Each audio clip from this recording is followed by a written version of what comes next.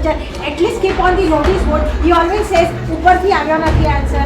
And what is that answer? We should be aware. Parents should have that right that they are knowing for the first day what we are paying to school for the whole year. જે સ્કૂલમાં છોકરાઓની fee છે એ એફઆરસીના નિયમ કરતાં દર એક સ્ટુડન્ટે 7,600 રૂપિયા extra લઈ રહ્યા છે, બરાબર છે, જે એફઆરસીના નિયમના વિરુદ્ધ છે. ફી વધારી નથી, એ તો જે સ્કૂલની મેનેજમેન્ટને જે ઓર્ડર ગવર્મેન્ટ પાસે જે મૂક્યા છે એ જ પેપર્સ પ્રમાણે છે. તો વાલીઓ એવું કહે છે કે અચાનક વધારી છે. એ તો વાલીઓ મિસગાઈડેડ છે. ગુનો છે અને according to juvenile justice act and the direction pass by national commission for protection of child right આ બહુ મોટો ગુનો છે. નમસ્કાર, આપ જોઈ રહ્યા છો UTC news. Vadodara Bright School વાસ્તા રોડ ખાતે પેરેન્ટ્સ એસોસિએશન અને પેરેન્ટ્સ આવ્યા છે અને તેમનું કહેવું છે કે જે ફી તેમને કહેવામાં આવી હતી તેના કરતાં વધારે ફી લેવામાં આવી રહી છે. આપ હમણાં રજૂઆત કરવા ગયા હતા, શું રજૂઆત હતી અને શું જવાબ આવ્યો છે? જે સ્કૂલમાં છોકરાઓની ફી છે એ એફઆરસીના નિયમ કરતાં દર એક સ્ટુડન્ટે 7,600 રૂપિયા એક્સ્ટ્રા લઈ રહ્યા છે, બરાબર છે, જે એફઆરસીના નિયમના વિરુદ્ધ છે. અને એ લોકોનું એવું જસ્ટિફિકેશન છે કે આમાં અમે ટર્મ ફી વધારે લીધી છે. તો એ જસ્ટિફિકેશન એવું ટર્મ ફીનો એમની પાસે અધિકાર છે એવું કહી રહ્યા છે, એ બેઝ પર કરી રહ્યા છે વસૂલાત. મેઇન વસ્તુ એ છે.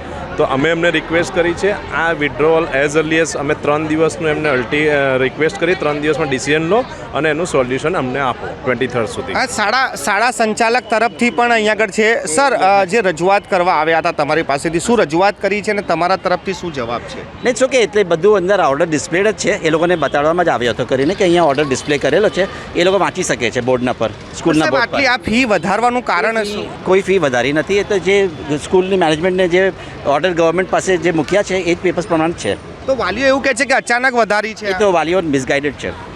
વાલીઓ મિસગાઈડેડ છે બેન, એવું કહે છે કે વાલીઓ મિસગાઈડેડ થઈ ગયા છે.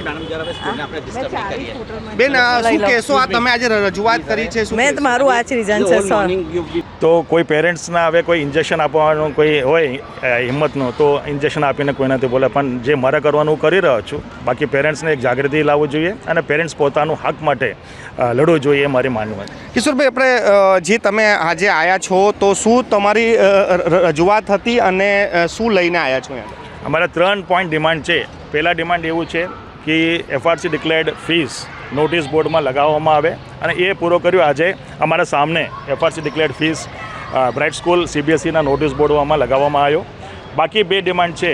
એક, જે વધારના ફીસ માંગતા સર્ક્યુલર પાછો ખેંચવામાં આવે અને ત્રીજી ડિમાન્ડ એવું છે કે વધારે વસૂલ કરવામાં આવેલા ફીસ તાત્કાલિક ધોરણમાં પોતપોતાનું પેરેન્ટ્સને રિફંડ કરે. આ 2 ડિમાન્ડ હજુ બાકી છે અને એડમિનિસ્ટ્રેટર તરફથી અમને ખાતરી આપવામાં આવ્યો કે 23 તારીખ સુધી આ જે અમારા જે વ્યાજબી ડિમાન્ડ છે એની અંદર નિરાકરણ લાવીશું અને કદાચ 23 તારીખ સુધી નિરાકરણ નહીં લાવવામાં આવે તો ડીઓ સમક્ષ અને એફઆરસી સમક્ષ અમે જોરદાર રજૂઆત કરીને એમના ખિલાફ કમ્પ્લેન કરીને જે કંઈ કાનૂની જોગવાઈ છે એ ઇન્વોક કરીને પગલાં ભરવામાં આવશે. પણ શાળા સંચાલક તરફથી તો એવું કહે છે કે આ મિસગાઈડેડ છે. એ તો આ એ લોકોને એક જ સ્વર હોય છે કે મિસગાઈડેડ છે, પણ જે કાયદા બોલે છે અને જે ડિક્લેર્ડ ફીસ અધિકારીના સાઇન સિગ્નેચર સાથેનું હોય છે અને એમની માંગણી જે છે એ તમે કમ્પેરિઝન કરો તો તમને ખબર પડી જશે કે આ ગેરમાર્ગે કોણ દોરાવે છે અને મિસગાઈડ કોણ કરે છે. આ લોકોનું કહેવું છે કે એ લોકોના જે રિપોર્ટ કાર્ડ પણ રોકી દેવામાં. તમારા સુધી શું ફરિયાદ આવી હતી પેરેન્ટ્સોને? એકચ્યુઅલી આઈ એમ શોક્ડ.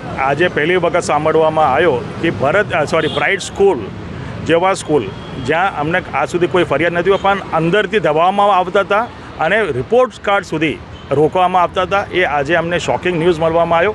એની અંદર બી અમે સ્ટડી કરીને યોગ્ય પગલાં ભરીશું. આ એક ગુનો છે અને according to juvenile justice act and the direction pass by national commission for protection of child right આ બહુ મોટો ગુનો છે અને આની અંદર બી અમે ઊંડાઈમાં તપાસ કરીશું અને આની અંદર પગલાં ભરવામાં આવશે. આપ જોઈ રહ્યા છો કે જે રીતેના પેરેન્ટ્સ એસોસિએશન અને પેરેન્ટ્સ અહીંયા આવ્યા અને તેમની જે રજૂઆતો હતી કે તેમની જે ફી પહેલાં જે કહેવામાં આવી હતી તેના કરતાં વધારે ફી લેવામાં આવી રહી છે, જે એફઆરસી નિયમના વિરુદ્ધ છે. પરંતુ અહીંયા જે શાળા સંચાલકો તરફથી જે કહેવામાં આવ્યું છે કે આ કાયદામાં છે અને વાલીઓને જ મિસગાઈડેડ કરવામાં આવ્યા છે. હવે વાલીઓ સાચા છે કે શાળા સંચાલકો સાચી છે, આ તમામ વસ્તુમાં તો તપાસનો વિષય છે, પરંતુ સવાલ એ છે કે જે રીતેના વાલીઓ ઓફ ધ રેકોર્ડ પણ ફરિયાદ કરી રહ્યા છે કે તેમના રિપોર્ટ કાર્ડ સુધી રોકી દેવામાં આવ્યા છે, તેમનાથી વધુ ફી ભરાવવા માટે અલ્ટિમેટમ આપી દેવામાં આવ્યો છે, તો આ કેવી રીતે ચલાવી શકાય? હવે જોવાનું એ રહેશે કે આ વાલીઓ પ્રત્યે લડતા જે વાલી મંડળો છે તે આ મુદ્દાને ક્યાં સુધી લઈ જાય છે અને વાલીઓ પાસે જે વધારાની ફી લેવામાં આવી રહી છે તે કાયદામાં ના હોય તો તેને પરત કેવી રીતે કરાવશે? કેમેરામેન પ્રદીપ ચોબે સાથે મનોજ શર્મા, UTC ન્યૂઝ, વડોદરા.